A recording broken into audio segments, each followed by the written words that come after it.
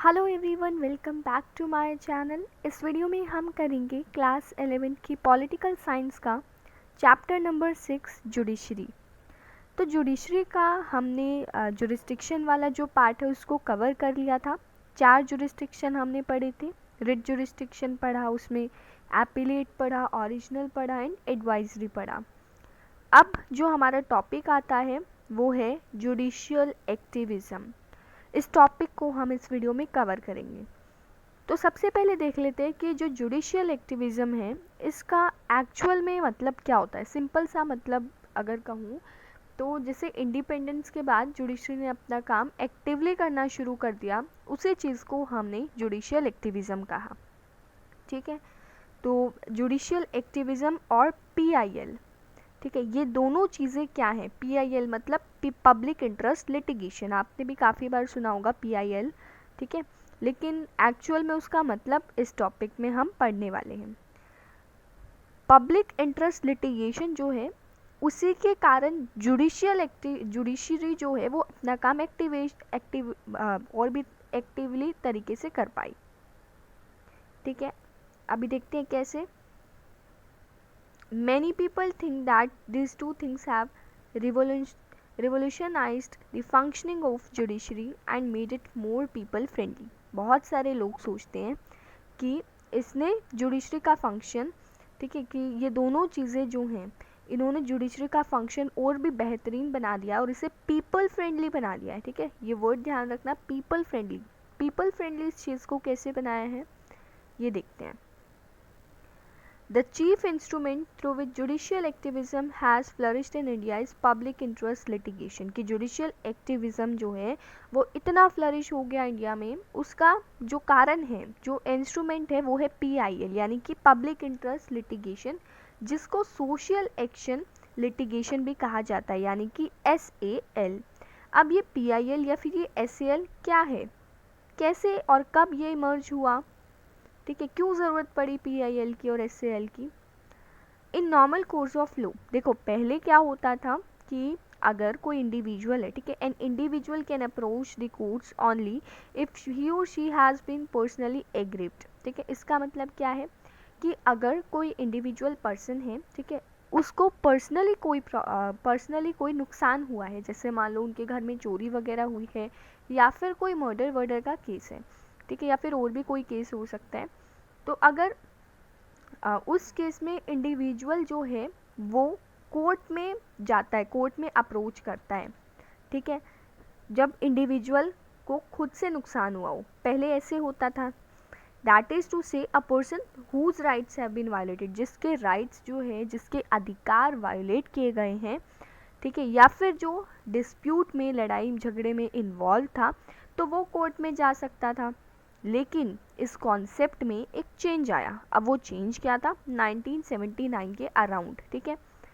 1979 में क्या हुआ, the court set the trend when it decided to hear a case where the case was filed not by the aggrieved person but by others on their behalf. इसका मतलब क्या है कि हमने अभी तक देखा कि भाई जो पर्सन है, जो इंडिविजुअल है, उसको अगर खुद से नुकसान हुआ है, पर्सनली उसको नुकसान हुआ है, तो वो कोर्ट्स में जाता है।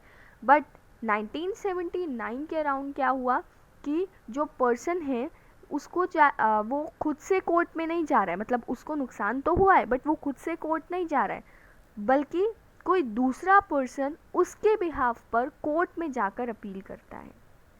ठीक है, ऐसा क्यों हुआ था, ऐसा दो केसेस की वजह से हुआ था। ठीक है, उन केस को भी हम आगे पढ़ने वाले हैं, जो कि आगे बॉक्स में भी दे रखा है।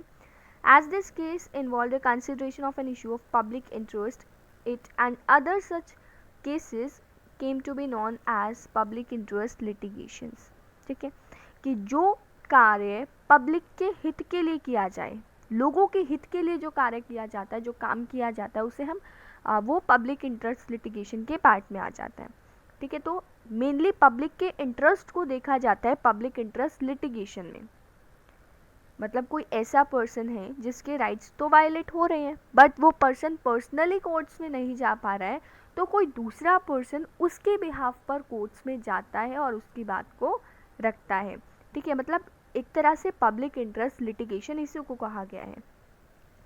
Around the same time the supreme court also took up the case about the prisoners, ठीक है, प्रिजनर्स जो हैं, जो जेल में जो कैदी थे, तो उनके अधिकार के बारे में भी सुप्रीम कोर्ट में बात हुई. And this opened the gates for a large number of cases where public spirited citizens and voluntary organizations sought judicial intervention for protection of existing rights, betterment of the life conditions of the poor, protection of the environment and many other issues in the interest of the public. ठीक है, कि क्या हुआ कि इससे बहुत सारे cases खुल गए और बहुत वॉलंटरी ऑर्गेनाइजेशन एनजीओज वगैरह भी बनाए गए ताकि जुडिशरी जो है वो काम कर सके, जो एग्जिस्टिंग राइट्स हैं, जो अधिकार हैं उनको प्रोटेक्ट कर सके, जो पुअर लोगों की कंडीशन है उनको और भी बेहतरीन बना सके, एनवायरनमेंट को प्रोटेक्ट कर सके और बहुत सारे इश्यूज़ में जो कि लोगों के इंटरेस्ट में है, पब्लिक के हित में है. PIL has become the most important vehicle of judicial activism. PIL एक बहुत इम्पॉर्टेंट एक तरह से व्हीकल माना जाता है. इसको कैसे समझते हैं, देखो एक एग्जांपल से समझते हैं. समझ लो कि जो जुडिशियल एक्टिविज़म है वो ट्रेन है, और अब ट्रेन तो बिना पटरी के तो चल नहीं सकती है, तो PIL उसकी पटरी है. मतलब एक तरह से PIL ने इसको सपोर्ट किया है कि जुडिशरी अपना काम अच्छे तरीके से कर सके. ठीक है, judiciary, which is an institution that traditionally confined to responding cases brought before it, began considering many cases merely on the basis of newspaper and reports and postal complaints received by the court. अब judiciary ने क्या करना शुरू कर दिया, cases को लेना शुरू कर दिया न्यूज़पेपर पर, जो थे केसेस, रिपोर्ट्स, न्यूज़पेपर रिपोर्ट्स पर, पोस्टल कंप्लेंट्स, ठीक है, जो कोर्ट को मिलती थी. Therefore judicial activism became the more popular description of the role of judiciary. तो जुडिशियल एक्टिविज्म बहुत इम्पॉर्टेंट एक तरह से पॉपुलर डिस्क्रिप्शन बन गया. अब यहाँ पर मैंने आपको कहा था कि हम दो केसेस के बारे में पढ़ेंगे. ठीक है, सबसे पहले इस केस के बारे में पढ़ते हैं. इस केस में क्या बताया गया है, 1979 में क्या हुआ था कि बिहार में बहुत सारे प्रिजनर्स थे. ठीक है, उनको जेल में रखा गया था, बहुत लंबे टाइम तक वो उन्होंने जेल में अपना टाइम बिताया. ठीक है, और उनको वहाँ पर पनिश भी किया जाता था उन ऑफेंसेस के लिए जिनके लिए वो अरेस्ट किए गए हैं. दिस रिपोर्ट मतलब उनको क्या प्रॉपर ट्रायल के बिना उनको लंबे टाइम पीरियड तक, एक्सटेंडेड टाइम पीरियड तक उनको जेल में रखा गया था. तो एक तरह से उनका जो राइट था उसको वायलेट किया जा रहा था. तो एक एडवोकेट जो थी जिसका नाम था पुष्पा कपिला हिंगुरानी. ठीक है, तो इन्होंने क्या किया, इस केस को आगे रखा. सुप्रीम कोर्ट ने इस केस को सुना एंड ये फेमस PIL यानी कि पब्लिक इंटरेस्ट लिटिगेशन बन गया. दिस वॉज हुसैंद्रा खातून. ठीक है, हुसैंद्रा खातून प्रिजनर थी, बाकी और भी प्रिजनर्स थी. ठीक है, तो बिहार का केस था. अच्छा, एक चीज़ और इम्पॉर्टेंट है कि जो पुष्पा कपिला हिंगुरानी है, ठीक है, उनको मदर ऑफ PIL भी कहा जाता है. ये चीज़ आपको ध्यान रखनी है. ठीक है, नेक्स्ट केस हमारा कौन सा आता है कि 1980 में क्या हुआ था. ये वाला केस क्या है, इसमें क्या था कि जो प्रिजनर्स थे तो वो पेपर पर लिखकर पहुंचा देते थे कि उनके साथ क्या किया जा रहा है. एक तो तिहाड़ जेल में उनको बंद किया गया था. ठीक है, तो वो पेपर पर लिखकर भेज देते थे सुप्रीम कोर्ट में कि उनको फिज़िकल टॉर्चर किया जा रहा है प्रिजनर्स को. तो आगे ये केस सुना गया और इस केस को जाना गया सुनील बत्रा वर्सेस दिल्ली एडमिनिस्ट्रेशन के केस के नाम से. ठीक है, ये भी एक पब्लिक इंटरेस्ट लिटिगेशन का पार्ट बन गया. चलिए आगे देखते हैं कि through the PIL the court has expanded the idea of rights, clean air, unpolluted water, decent living, etc. rights for the entire society, and therefore it was felt by the courts that individuals as part of the society must have right to seek justice wherever such rights were violated. ठीक है, तो PIL के through क्या हुआ, court ने जो idea है rights का उसको और भी एक्सपेंड कर दिया. ठीक है, clean air, unpolluted water, decent living, ये सारे भी राइट्स इंक्लूड कर दिए पूरी सोसाइटी के लिए. एंड ये फील किया गया कोर्ट्स के द्वारा कि जो लोग हैं, ठीक है, सोसाइटी के पार्ट के लोग, मतलब जो लोग हैं सोसाइटी में रहते हैं, तो उनके पास राइट होना चाहिए जस्टिस के लिए, राइट टू सीक जस्टिस। जहाँ पर अभी राइट्स को वायलेट किया जा रहा है तो उनके पास जस्टिस का राइट है, right to seek justice. Secondly, through PIL and judicial activism of the post-1980 period, the judiciary has also shown readiness to take into consideration rights of those sections who cannot easily approach to the courts। मतलब जो persons हैं, ठीक है, जो poor people है, जो courts में easily नहीं approach कर सकते, easily वो नहीं पहुंच सकते हैं, तो judiciary ने उन cases पर भी ध्यान दिया है। And for this purpose, the judiciary allows public-spirited citizens, social organizations and lawyers to file petitions on behalf of the needy and deprived। की जो कोर्ट्स है, जो जुडिशरी है, उसने कुछ ऐसे पब्लिक स्पिरिटेड सिटीजन्स जो लोगों की हेल्प करना चाहते हैं उन लोगों को इंक्लूड किया, सोशल ऑर्गेनाइजेशंस बनाई, लॉयर्स को इंक्लूड किया कि वो ऐसे लोगों का केस लेकर आए जो बहुत नीडी है, जिनको बहुत ज़रूरत है, जो खुद से कोर्ट्स में अप्रोच नहीं कर सकते, कोर्ट्स में नहीं जा सकते हैं, ठीक है। उसके बाद यहाँ पर जस्टिस भगवती जो हैं उनका एक आइडिया आ जाता है।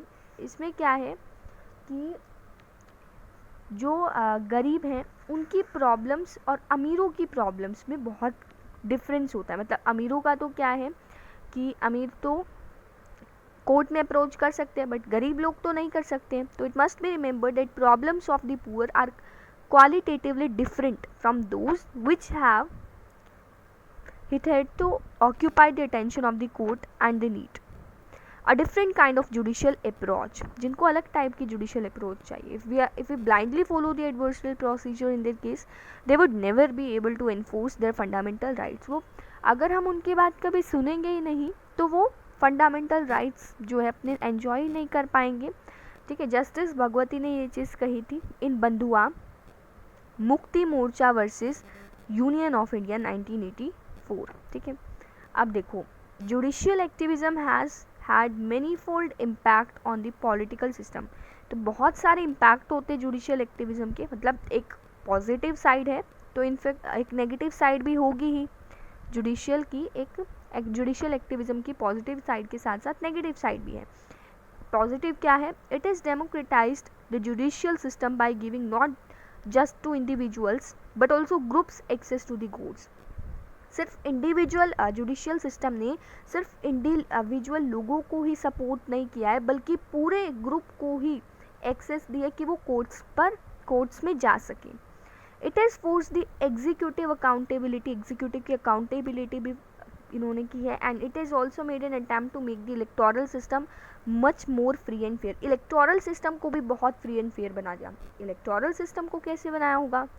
The court asked candidates contesting elections to file affidavits indicating their assets and income along with educational qualifications. अब कोर्ट ने क्या कहा कि जो भी कैंडिडेट्स हैं जो इलेक्शंस लड़ना चाहते हैं तो उनको एफिडेविट्स फाइल करने होंगे। एफिडेविट्स आपने 10th क्लास में भी पढ़ा होगा।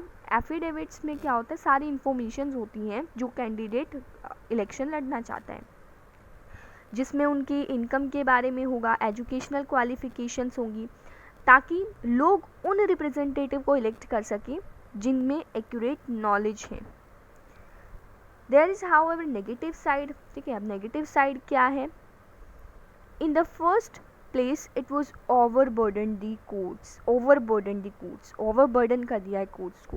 क्योंकि देखो, कोर्ट्स के पास वैसे भी बहुत से केसेस आते हैं, ठीक है, और कोर्ट्स खुद से भी और भी केसेस ले रही है। मतलब जो लोग नीडी हैं उनके जो केसेस हैं वो भी कोर्ट्स ले रही है। इससे क्या हो गया है कि कोर्ट्स पर बहुत ज़्यादा बर्डन आ गया है। Secondly, judicial activism has blurred the line of distinction between the executive and legislature on the one hand and the judiciary on the other. इसका मतलब क्या है? ब्लर्ड दी लाइन, ठीक है। जो एग्जीक्यूटिव और लेजिस्लेचर थी उनकी लाइन ब्लर कर दी, उनके बीच की लाइन ब्लर कर दी। मतलब कि जो जुडिशियल एक्टिविज्म है उसने अपना काम इतना एक्टिवली करना शुरू कर दिया कि एग्जीक्यूटिव का काम भी और लेजिस्लेचर का काम भी जुडिशरी ने ही कर दिया। मतलब सारे काम जुडिशरी करे जा रही है, तो एग्जीक्यूटिव और लेजिस्लेचर का क्या रोल होगा इसमें? इनको भी अपनी अपनी पावर मिली हुई है, लेजिस्लेचर के पास भी अपनी पावर है, तो फिर जुडिशरी अगर लेजिस्लेचर और एग्जीक्यूटिव दोनों की ही जो है दोनों का ही काम वो खुद कर लेगी, तो ये एग्जीक्यूटिव और लेजिस्लेचर क्या करेंगे, तो ये एक नेगेटिव इम्पैक्ट आता है। Court has been involve in resolving questions which belong to the executive. Court ऐसे क्वेश्चंस रिजोल्व करिए जो एग्जीक्यूटिव को करने चाहिए। And thus for instance reducing air और साउंड पॉल्यूशन और इन्वेस्टिगेटिंग किसी और करप्शन और ब्रिंगिंग अबाउट इलेक्टोरल फॉर्म, ये सारी चीज़ें जो हैं, ठीक है, ये सारी चीज़ें जुडिशरी का पार्ट नहीं है, ड्यूटी नहीं है ये सारी जुडिशरी की। ये जो है ये लेजिस्लेचर के सुपरविजन में ये काम किया जाता है, बट फिर भी इसको जुडिशरी कर रही है। Therefore, some people feel that judicial activism has made the balance। अब देखो तीनों चीज़ों में बैलेंस बना होता है, एग्जीक्यूटिव, जुडिशरी एंड लेजिस्लेचर में, ठीक है। चेक्स एंड बैलेंस का सिस्टम पढ़ा है ना आपने, तो उसमें तीनों का बैलेंस बना होता है कि एक दूसरे के सिस्टम को चेक कर सकते हैं। लेकिन इस चीज़ ने जो तीनों के बीच का बैलेंस था उसको एक तरह से बहुत डेलिकेट बना दिया है, मतलब एक तरह से ब्लर सा कर दिया है, ख़त्म सा कर दिया है। And democratic government is based on each organ of the government respecting the powers and jurisdiction of the other। तो डेमोक्रेटिक गवर्नमेंट ऐसी गवर्नमेंट होती है जो हर एक ऑर्गन, जो भी गवर्नमेंट का हर एक ऑर्गन है उसके पावर्स का रिस्पेक्ट करे, ठीक है। लेकिन जुडिशरी ने क्या कर दिया है, अपने दायरे से बाहर काम करना शुरू कर दिया है। जुडिशियल एक्टिविज्म में be creating strains on the democratic principles, ठीक है। तो ये वाला हमारा टॉपिक था जो कि क्लियर हो चुका है। आई होप आप सबको समझ में आ गया होगा। फिर भी आपको अगर कोई डाउट है तो आप कमेंट करके मुझसे पूछ सकते हैं, ठीक है। And please like, subscribe and share my channel. Thank you.